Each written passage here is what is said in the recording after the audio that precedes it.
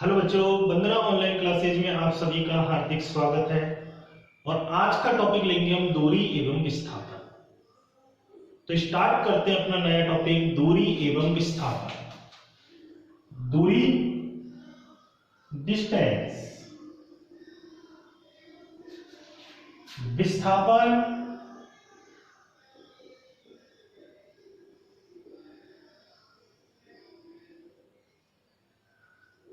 Displacement. दूरी होती क्या है? वस्तु के द्वारा तय किए गए पथ की लंबाई को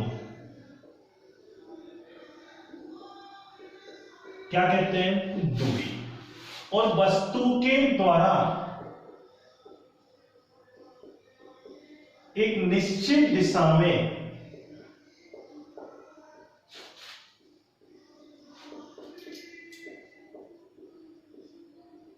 तय किए गए पथ की लंबाई को, या उसको दूरी बोल दो, क्या कहते हैं? विस्थापन। अंतर इसमें दिशा नहीं है, जबकि इसमें क्या आई है? दिशा। जिसमें दिशा नहीं है वो कैसी राशि होगी? अदिश। कैसी होगी? अदिश। और जिसमें दिशा होगी वो कैसी राशि होगी? सदिश। तय किए गए पथ की लंबाई को दूरी कहते हैं, और निश्चित दिशा में जो दूरी तय हो रही है उसे क्या कहते हैं? विस्थापन। दोनों का मात्रक क्या होता है? मीटर।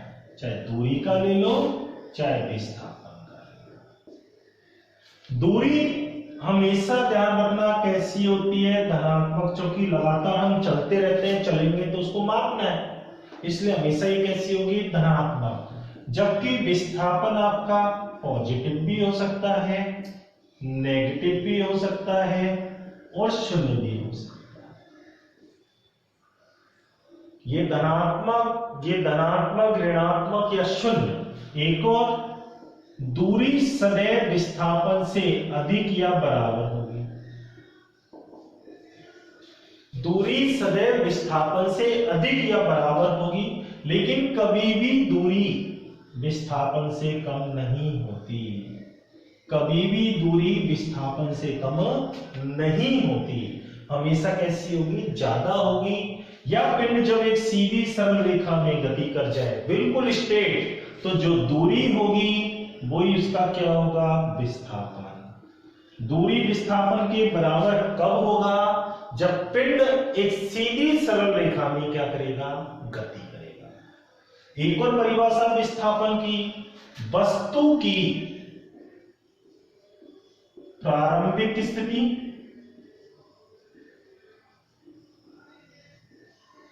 तथा अंतिम स्थिति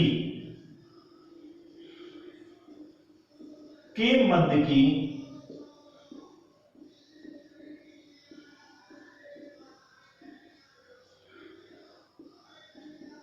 न्यूनतम दूरी को विस्थापन कहते हैं।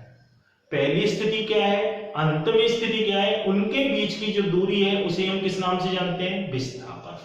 क्लियर? चलो,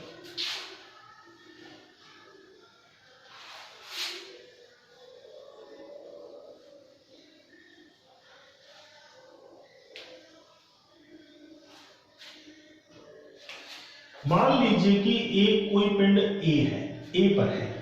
ए से वो कहां गया? बी। बी से सी, सी से डी। आपसे पूछा इस प्रक्रिया ए से बी, बी से सी, सी से डी जाने में तय की गई दूरी क्या है? दूरी पथ की लंबाई, ए से बी की लंबाई, बी से सी की लंबाई, और सी से डी की लंबाई। जोड़ दो सबको। अगर विस्थापन पूछे तो ए कौन सी स्थिति है उसकी? प्रारंभिक स्थिति, इनिशियल पोजीशन। बी कौन सी है उसकी? अंतिम स्थिति, फाइनल पोजीशन। कौन सी स्थिति है? अंतिम। तो इनके बीच की दूरी कौन सी हुई? ये वाली न्यूनतम। यानी अगर आपसे इसमें क्या पूछा जाता? विस्थापन, तो विस्थापन आप क्या लिखते? एडी। ये तो नॉर्मल एग्जांपल हो गया आपका फर्स्ट। सेकंड देखो, एक पिंड एक वृत्ताकार पथ में क्या कर रहा है, गति। किसमें गति कर रहा है, वृत्ताकार। और उस वृत्तीय पथ की त्रिज्या आपको दे रखी है r। चाहिए यहां ले लीजिए, यहां दर्शा दो हर जगह त्रिज्या कितनी है उसकी। ए से वो पिंड चलना का प्रारंभ होगा, सी से होता हुआ वो बी तक जा रहा है, यानी वक्रीय पथ पर जा रहा है। आपसे पूछा इसमें तय की गई दूरी क्या होगी। आप तो ये तो पढ़ा होगा, दूरी किसे कहते हैं, वृत्तीय पथ की परिधि। परिधि हमेशा किसके बराबर होती है, दूरी के। अब इसमें कितनी है, आधा वृत्त है। कितना वृत्त है, आधा। तो जो वृत्तीय पथ की लंबाई है, लंबाई जिसे हमने क्या बोला है, परिधि, उसमें कितने का भाग दोगे, 2 का, क्योंकि वो कितनी है, परिधि आधी। परिधि कितनी है आपकी, 2 पाई आर। 2 पाई आर में 2 का डिवाइड करोगे, 2 से 2 कैंसिल, आंसर क्या आ जाएगा, पाई आर। तो दूरी क्या होगी आपकी, पाई आर। क्लियर आ गया। तो दूरी क्या है आपका आंसर, पाई आर। लेकिन यदि आपसे इसी क्वेश्चन में पूछता कि विस्थापन क्या होगा, प्रारंभिक स्थिति ए, अंतिम स्थिति बी, तो सरल रेखा में दूरी ये होगी। तो आर ये है, आर ये है, तो विस्थापन आपका कितना हो जाएगा, आ गया समझ में। तीसरा एग्जांपल देख लो, एक पिंड को नीचे से कहां फेंका गया, ऊपर। बॉल मान लो कितनी हाइट तक गई वो, टोटल 5 मीटर की हाइट तक, और वापिस ऊपर से कहां आ रही है, नीचे, यहीं पर। तो 5 तो वो जा रही है, 5 आ रही है, तो दूरी टोटल कितनी हो गई, 5 + 5 = 10 मीटर।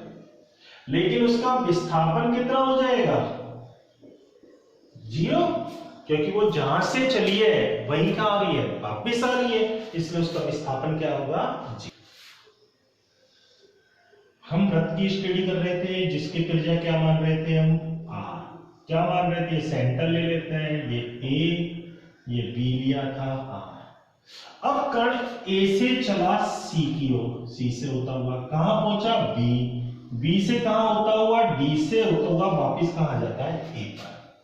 यानी एक पूर्ण वृत्त कंप्लीट करना है, एक पूर्ण वृत्त पूर्ण करने में, एक पूर्ण व्रत पूरा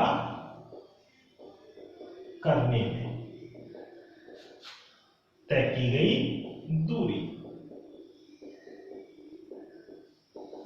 पूरा व्रत यानी उस व्रत की परिधि कितनी होगी आपकी, 2 पाई आर। यदि उसके लिए हम क्या पूछते हैं, विस्थापन पूछते हैं, तो विस्थापन क्या हो जाता है उसका, 0, क्योंकि ए से चला घूम घाम के कहीं आ गया ए पर। यदि वो 5 चक्कर लगा लेता है तो दूरी कितनी हो जाएगी, एक चक्कर किसके बराबर है, 2 पाई आर। कितने लगाए उसने, 5। जितने चक्कर उससे गुणा कर दो तो 10 पाई आर। लेकिन इस अब कंडीशन में फिर वापस विस्थापन आपका क्या हो जाएगा, 0। जितने चक्कर लगाए उससे उसे गुणा करना है, क्योंकि एक चक्कर 2 पाई आर के बराबर होता है। यदि वो केवल ए से कहां जाता है, सी तक ही जाता।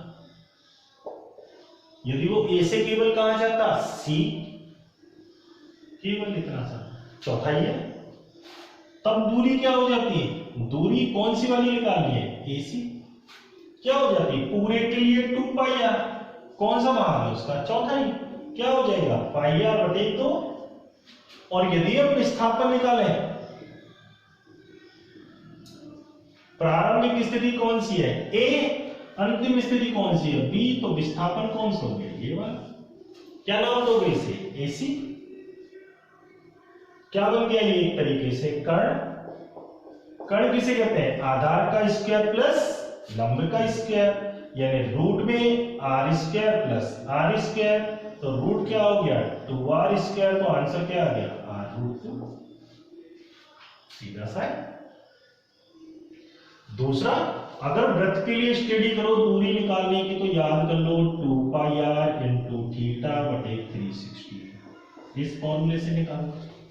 कैसे, ए से वो कहां जा रहा है, सी, तो ये कोण कितना बना, 90 डाल के, ए से यदि वो कहा जा रहा है बी, तो कोण कितना हो गया 180 डाल के स्टडी कर लो। क्लियर है? इस प्रकार से हम दूरी एवं विस्थापन की क्या कर लेते हैं, गणना।